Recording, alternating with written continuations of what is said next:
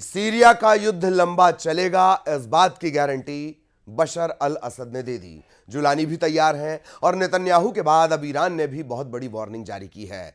Iran के commander Hussain सलामी ने कहा है कि इजराइल को सीरिया की जमीन में दफन कर दिया जाएगा।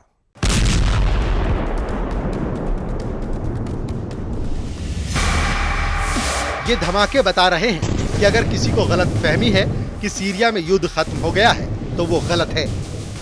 अभी तो बस शुरुआत है।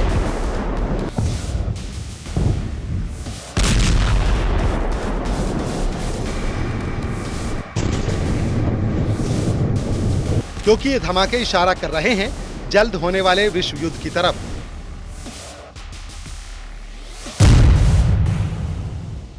सीरिया में शुरू हुआ गृह युद्ध अब विश्व युद्ध की ओर बढ़ चुका है। इजराइल, ईरान से लेकर रूस और अमेरिका तक सभी इस युद्ध का हिस्सा बन चुके हैं और सीरिया में बमबारी कर रहे हैं। सीरिया पर अपना हक जमाने की कोशिश कर रहे हैं और कमांडर जुलानी अपने ही बनाए जाल में फंसते नजर आ रहे हैं। ये धमाका सीरिया की राजधानी दमिश्क से 250 किलोमीटर दूर तारतूस में हुआ। तारतूस वो जगह है जहां रूस के पास एक मिलिट्री अड्डा है। ब्लास्ट ऐसा कि रिक्टर स्केल पर सुई 3.0 पर घूमने लगी।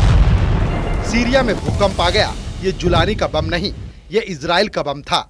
इस बम ने सीरिया के एक मिलिट्री अड्डे को तबाह कर दिया। इस हमले को सीरिया में पिछले एक दशक का सबसे बड़ा धमाका बताया जा रहा है और इस धमाके को देखकर ईरान के जनरल की एक बड़ी वार्निंग आई है। ईरान के सर्वोच्च नेता अली खामेनेई के जनरल हुसैन सलामी ने कहा कि इजराइल को सीरिया में दफन कर देंगे। सलामी ने कहा, जैसे ही सीरिया में असद सरकार गिरी, भयानक घटनाएं होने लगी। इजराइल को भारी कीमत चुकानी पड़ेगी। उन्हें सीरिया की जमीन में दफनाया जाएगा, लेकिन इसमें कुछ वक्त लगेगा। इस वक्त सीरिया के आसमान में इजराइल की एयरफोर्स बहुत एक्टिव है। इजराइल के F-15 फाइटर जेट लगातार उड़ान भर रहे हैं और इनको ऐसे ऐसे बमों से लैस किया गया है जिनसे ऐसे धमाके हो रहे हैं।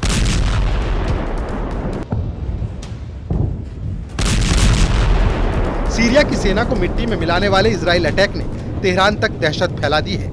इन हमलों पर जुलानी की भी मुहर लग चुकी है, क्योंकि जुलानी ने न इसका विरोध किया और न ही इजराइल से युद्ध करने की ख्वाहिश जाहिर की, बल्कि ईरान और हिजबुल्लाह को अपना बड़ा दुश्मन बता दिया है।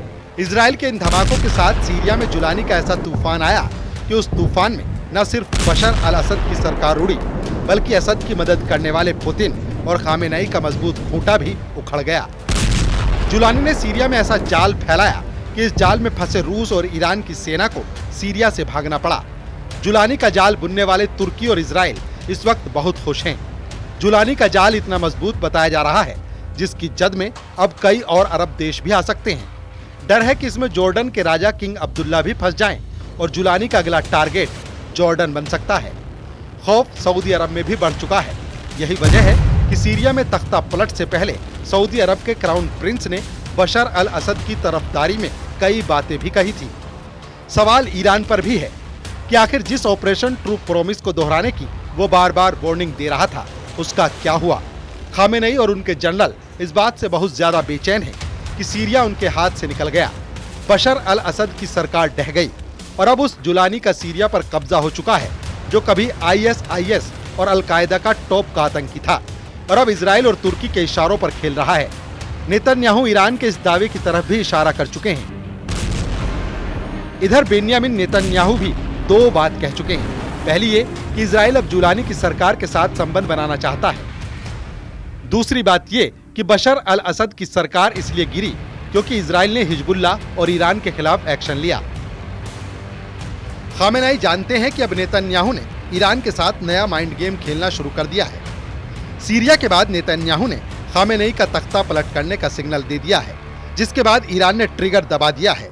खामेनेई अपने जनरलों और सलाहकारों के साथ लगातार मीटिंग कर रहे हैं और फिर रेवोल्यूशनरी गार्ड्स के जनरल हुसैनी सलामी की तरफ से ऐसा बयान आया कि ईरान अब इजराइल को सीरिया में दफन कर देगा। वैसे इस वक्त पश्चिमी एशिया की एक तस्वीर ये भी है कि इजराइल लगातार फिलिस्तीन की आज़ादी को गाजा में दफन कर रहा है। खंडहर बन चुका गाजा लगातार सैकड़ों इंसानों की मौत का गवाह बन रहा है। लाखों लोग भूख से परेशान हैं। गाजा में अंतर्राष्ट्रीय मदद पहुंचना बेहद मुश्किल हो गया है। गाजा में जारी हुए ताज़ा आंकड़े बताते हैं कि अब तक इजराइल की बमबारी में 45,000 लोगों की मौत हो चुकी है वहीं गाजा में अब तक 1,70,000 लोग घायल हो चुके हैं। इन दोनों आंकड़ों में महिलाओं और बच्चों की तादाद आधे से ज्यादा है। गाजा में बमबारी लेबनान से होकर सीरिया में तख्ता पलट तक पहुंची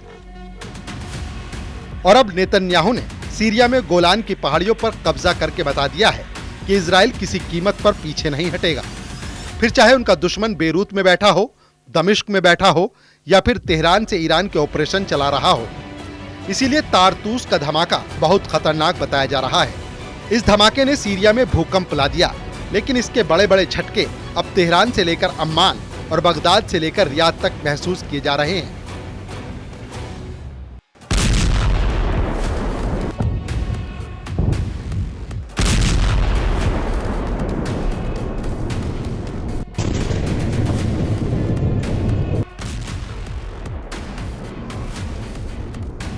दिसंबर का महीना सीरिया के बाद कहां उलटफेर करेगा और इसमें जुलानी के साथ नेतन्याहू की क्या भूमिका होगी, इस पर सबसे पैनी नजर खामेनेई के साथ साथ रूस के राष्ट्रपति व्लादिमीर पुतिन ने भी बनाई हुई है।